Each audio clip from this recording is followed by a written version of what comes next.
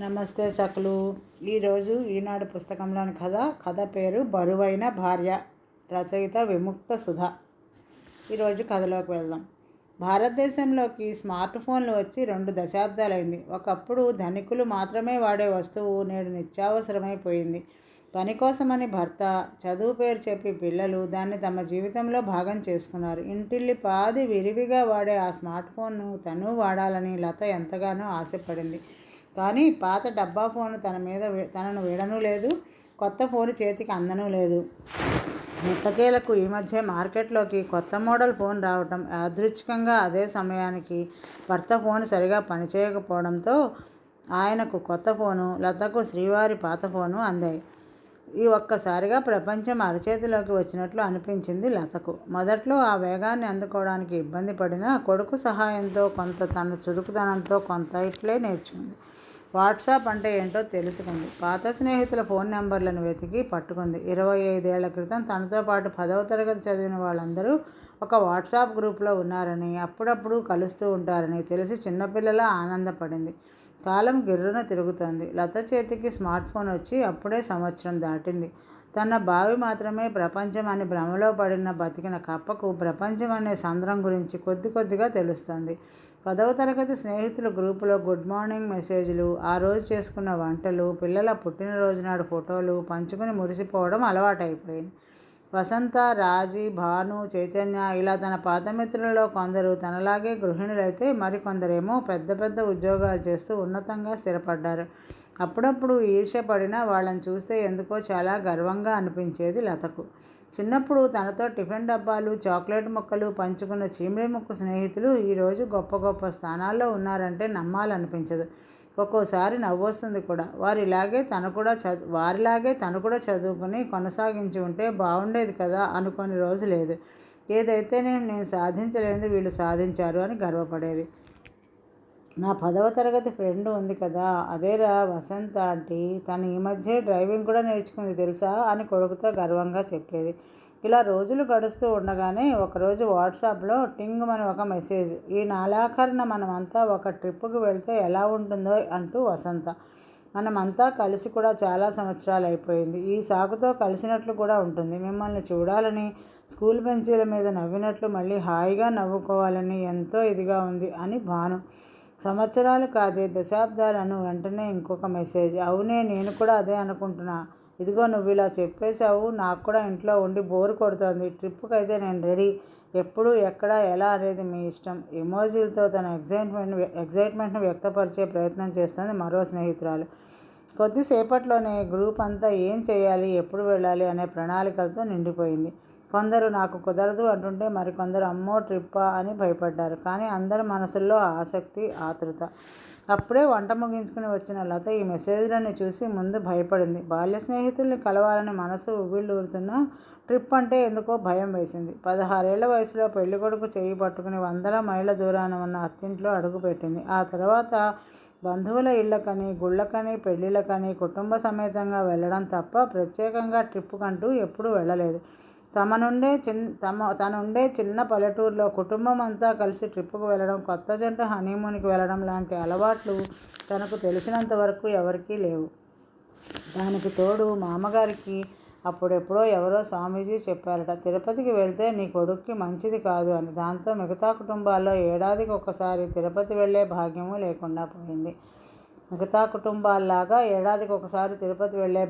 లేకుండా పోయింది. చిన్నప్పుడు అంతా పెళ్ళయ్యాక నీ మొగుడితో ఎక్కడికైనా వెళ్ళవే అనేవారు. ఇంట్లో ఎక్కడికైనా అంటే గుళ్ళకి, పెళ్ళిళ్ళకి, మహా అయితే పట్టణంలోని హాస్పిటల్కి అని. అప్పుడు అర్థం కాలేదు తనకి. పెళ్ళైన ఏడాదికే పిల్లలు, వారి ఆలన పాలన, చదువులు, ఇంటి పని, వంట పని. పాడి లేకపోయినా ఇంట్లో ఆవును పెంచుకుంటే మంచిది అని ఎవరో చెప్తే మామగారు ఇంట్లో తెచ్చిపెట్టిన ఆవు సంరక్షణ మొత్తం చూసుకోవడం. ఇన్ని ఊపిరి సలపని పనుల మధ్య సమయం ఎలా గడిచిపోయిందో తనకే తెలియలేదు. 25 ఏళ్ల వైవాహిక జీవితంలో కేవలం తను, తన భర్త కలిసి ఎక్కడికి వెళ్ళింది లేదు అని ఈరోజే గుర్తొచ్చింది తనకు. ఇక ఒంటరిగా వెళ్ళడం అంటే అమ్మో కలలో కూడా జరగదు. ఆహా, జరగనివ్వరు. 2 రోజుల తర్వాత మళ్ళీ గ్రూపులో మెసేజ్. ఈసారి రాజీ నుంచి. మనమంతా ఎక్కడికి వెళ్తే బాగుంటుందా అని నేను, వసంత కలిసి చాలా ఆలోచించాం. చివరికి 2 ప్లేసులు సెలెక్ట్ చేశాము.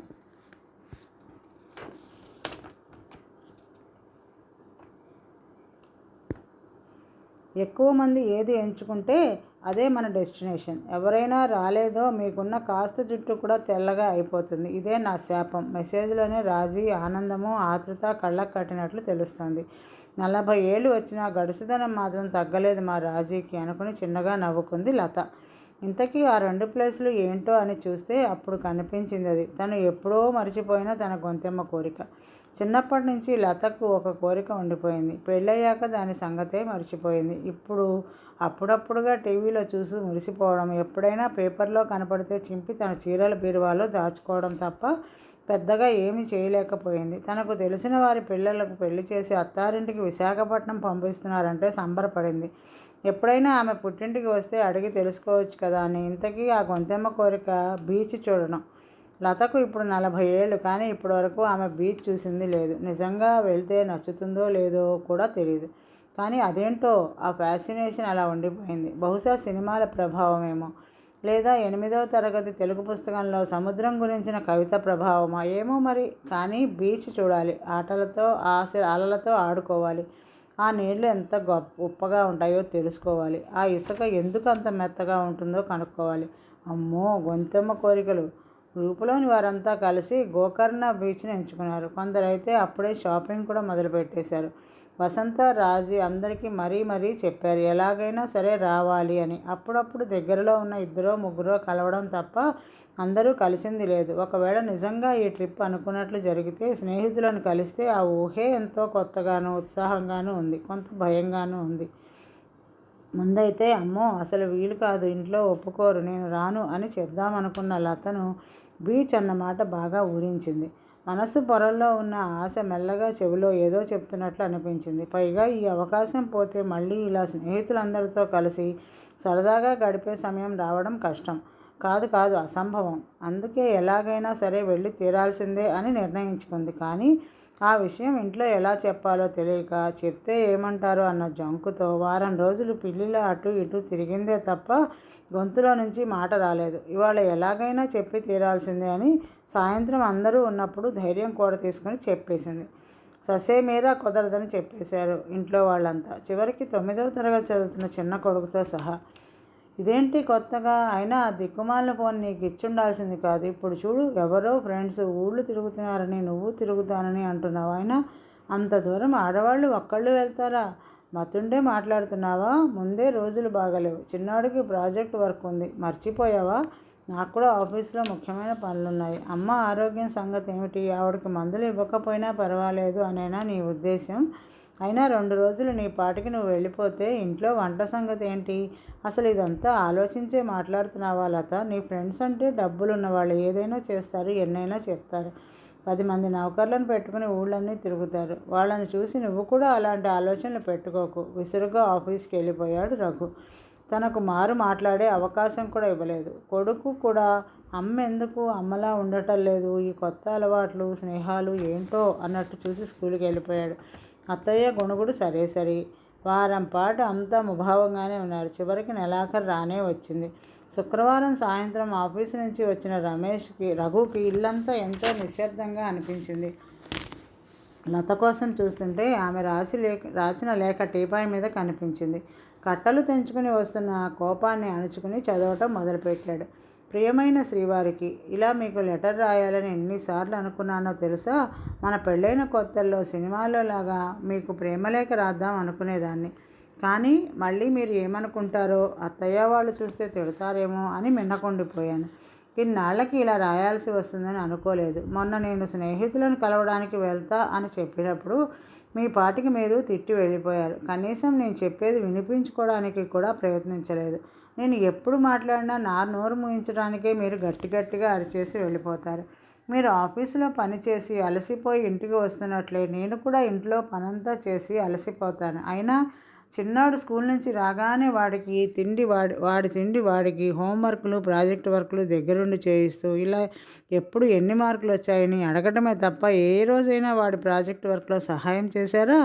పిల్లలు నా బాధ్యత మాత్రమే కాదండి, మన బాధ్యత. అత్తయ్యకు వయసు వల్ల వచ్చే మధుమేహం, కీళ్ళ నొప్పులే తప్ప మిగతా విషయాల్లో ఆరోగ్యంగానే ఉన్నారు. ఆ విషయం మీకు కూడా తెలుసు. 2 రోజులు నేను లేకుండా స్వయంగా మాత్రలు వేసుకోగలరు. మరీ ఇబ్బంది అయితే మీరు దగ్గరుండి కొంచెం చూసుకోండి. ఎప్పుడు ఏం వేసుకోవాలో డబ్బాలో ఉంచి పైన రాశాను కూడా. పక్కింట్లో పనిచేసే లక్ష్మికి చెప్పాను. ఈ 2 రోజులు తను వచ్చి వండి పెడుతుంది. పర్యవేక్షించడానికి అత్తయ్య ఎలాగూ ఉన్నారు. ఎప్పుడూ నా వంటను మాట వరుసకైనా మెచ్చుకొని మీరు 2 రోజులు నేను వండి పెట్టకపోతే కుటుంబం అంతా ఆకలితో చస్తారేమో అన్నట్లు అరవడం కొంచెం నవ్వు తెప్పిందంటే నమ్మండి. అయినా నా స్నేహితుల గురించి మీరు అలా తక్కువ చేసి మాట్లాడతారని, కించపరుస్తారని నేను అసలు అనుకోలేదు. భర్త మీద ఆధారపడకుండా సొంత కాళ్ళ మీద నిలబడి సంపాదిస్తున్నారనా? లేకంటే మీకంటే ఎక్కువ సంపాదన ఉందనా? లేదంటే వాళ్ళ సాన్నిహిత్యం వల్ల నేనెక్కడ మీ మాట జవదాటుతానని భయపడుతున్నారా? 2-3 నెలలుగా గమనిస్తూనే ఉన్నాను. నేను ఎప్పుడో ఒకసారి ఫోన్లో మాట్లాడినా విసుక్కున్నట్లు చూస్తారు. చిన్నోడితో కలిసి నా మీద, నా స్నేహితుల మీద కుళ్ళు జోకులు వేసి నవ్వుకుంటారు. టైంకి అన్ని పనులు పూర్తి చేసి పెడుతున్నా కూడా అస్తమానం ఆ ఫోన్లో ఏంటి అని ఎద్దేవా చేస్తారు. సాయంత్రం ఆఫీస్ నుండి వచ్చినప్పటి నుండి మీరు కూడా అదే ఫోను, ఫేస్బుక్ ఆ లోకంలోనే ఉంటారు కదా. కనీసం పిల్లాడితో స్కూలు గురించి కూడా మాట్లాడరు. అసలు ఏం జరుగుతోందో కనుక్కోరు. అన్నీ చూసుకోవడానికి లత ఉంది కదా అని నమ్మకం. ఏమైనా అంటే అలసిపోయి వచ్చాను, నన్ను రెస్ట్ తీసుకొని అంటారు. మరి నా అలసట సంగతి ఏమిటి? ఎన్నోసార్లు బిజినెస్ మీటింగ్స్ అని, ఫ్రెండ్స్తో ట్రిప్ అని అకస్మాత్తుగా వెళ్ళిపోయేవారు. ఒక్కొక్కసారి అక్కడికి వెళ్ళాక తీరిగ్గా పని మీద వచ్చాను, ఈ 2 రోజుల్లో వచ్చేస్తాను అని చెప్పేవారు. 2 రోజులు కాస్త 4 అయ్యేవి. పని కాస్త స్నేహితులతో, కొలీగ్స్తో ట్రిప్ అయ్యేది. అయినా నేను ఆనందపడ్డానే తప్ప ఏనాడు మిమ్మల్ని చూసి అసూయపడలేదు. తిరిగొచ్చాక మీరు అక్కడ అలా ఉంది, ఇలా ఉంది అని చెప్తుంటే విని సంబరపడ్డాను. మీరు వెళితే నాకు చెప్తారు, నేను వెళ్తే మాత్రం మిమ్మల్ని అడగాలి. కనీసం నెల ముందు అడగాలి. అది పుట్టింటికైనా సరే. మిమ్మల్నే కాదు, అత్తయ్యని, చివరి కొడుకును కూడా అడిగి మీ అందరి అనుమతితో, అంగీకారంతో వెళ్ళాలి. భార్యాభర్త సగం సగం అనే దాంపత్యంలో 40 ఏళ్ళు వచ్చినా అనుమతి లేనిదే అడుగు బయటపెట్టడానికి వీల్లేదంటే ఒక రకంగా ఇందులో నా తప్పు కూడా ఉంది. 9వ తరగతి చదివే కొడుక్కి వంట నేర్పకపోవడం, తన పనులు తాను చేసుకునేలా పెంచకపోవడం నా తప్పే. ఇంటి చుట్టూ కనీసం 2 మంచి స్నేహితులనైనా చేసుకోకపోవడం, పెళ్ళిళ్ళు, పేరెంటాలతో పాటు స్నేహితులతో అప్పుడప్పుడైనా ఏదైనా సినిమాలకు వెళ్ళకపోవడం, వంట, వార్పు, ఇల్లు, వాకిలి తప్ప కనీసం ఒక్క వ్యాపకమైనా పెట్టుకోకపోవడం నా తప్పే. అలాంటి ఎన్నో చిన్న చిన్న తప్పిదాల బరువులు మోసి నా బరువు కూడా పెరిగిందనుకుంటా. అందుకేనేమో ఎంత ప్రయత్నించినా నేను బరువు తగ్గడం లేదు. ఎప్పుడూ అంటుంటారుగా బాగా లావైపోయావని. మెల్లిమెల్లిగా ఆ బరువును దింపే ప్రయత్నం చేస్తున్నాను. అందులో మొదటి అడుగే ఈ ఉత్తరం. ప్రేమతో మీ బరువైన శ్రీమతి. విపరీతమైన కోపంతో ఉత్తరం చదవటం మొదలుపెట్టిన రఘు తెలియకుండానే ఆలోచనలో పడ్డాడు. బహుశా ఆలోచన కూడా అంటువ్యాధి లాంటిదేనేమో. లతలో పుట్టిన ఆలోచన రఘు దాకా వచ్చింది. రఘు ఆ ఆలోచనల బరువును మోయగలడా? దాంపత్యం అంటే భార్యాభర్తలు ఇద్దరూ కుటుంబాన్ని, భారాన్ని, ఆనందాన్ని మాత్రమే కాదు, తీరికని, ఓపికని కూడా సమానంగా పంచుకోవడం అన్న నిజాన్ని జీర్ణించుకోగలడా? దీనికి కాలమే సమాధానం చెప్పాలి. ఇక్కడ రఘు ఉత్తరం చదవడం పూర్తి చేసిన సమయానికి అక్కడ లత మాత్రం ఉప్పునీటి కెరటాలు జుట్టుని తాకుతుంటే చుట్టూ ఉన్న తన బాల్య స్నేహితులతో అలలతో పోటీపడి మరీ పరుగు తీస్తోంది. చిన్నప్పటి లతలా ఆడుకుంటోంది. స్త్రీలకు స్వేచ్ఛ అయినా దొరుకుతుందేమో కానీ స్నేహం దొరకడం చాలా కష్టం. అలాంటి అపురూపమైన స్నేహాన్ని ఆ స్నేహితులు గట్టిగా పట్టుకొని గుండెలకు హత్తుకొని 40ల్లో 20ల్లో ఆడుకుంటున్నారు. ఆలోచనలు ఇచ్చిపుచ్చుకుంటున్నారు.